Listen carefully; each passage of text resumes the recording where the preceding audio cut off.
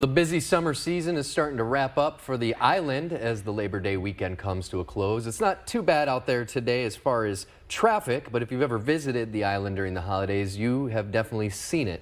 It is usually extremely busy, but traffic leaving the island today was almost non-existent at 5 and still is right now at 6.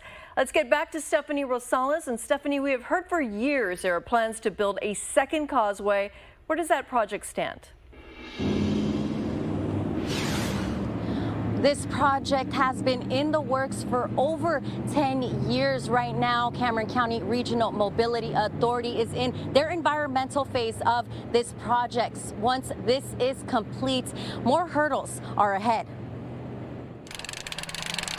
It's the last big weekend for SPI, and every season people flock to the island. With that comes traffic congestion on the Queen Isabella Causeway. In the summer, you can always rely on everybody coming down to South Padre Island. Jesse Galvan, bartender with Wana Wana, says regardless of the summer season, the island is still a popular destination. Local from Port Isabel, crossing the bridge, you got to know what time of the year. And sometimes you got to take off a little earlier depending on what we got going on. Galvan was raised and currently lives in Port Isabel. He has to travel across the bridge 4 to 5 days a week to get to work. He says a second causeway would be helpful. To have two different exits and to be able to come and go from the... You got hurricanes, you got all different kinds of reasons. Executive Director with Cameron County Regional Mobility Authority says plans for the second causeway are still in the works. Cameron County RMA, who is the lead on the project, is currently in their environmental phase. It began around 3 to 4 months ago. It could take anywhere between 2 to 3 years to complete. RMA started working on the environmental phase back in 2009. Work was put on hold a couple of years later because TxDOT changed their policy. The reason that we stopped work is because we were using TxDOT funding for the development of the environmental phase, and they changed their policies on toll projects.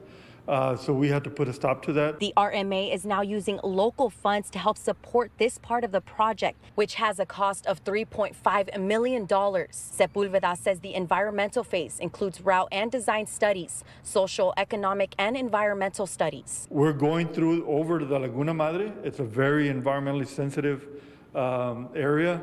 And so there's a lot of mitigation that needs to be taken into account. Sepulveda says the future site of the second causeway will have drivers gain access to the second bridge through the Laguna Madre area and will exit 1 mile north of Cameron County Beach Access number 5. Right now, they don't have any money appropriated for the construction part of the project, which could cost between $450 to $500 million. The RMA will be working with TxDOT to help look for funding opportunities. Important that we provide the access that's needed to be able to keep up with the growth and population that we're experiencing right now and that we're going to experience in the future.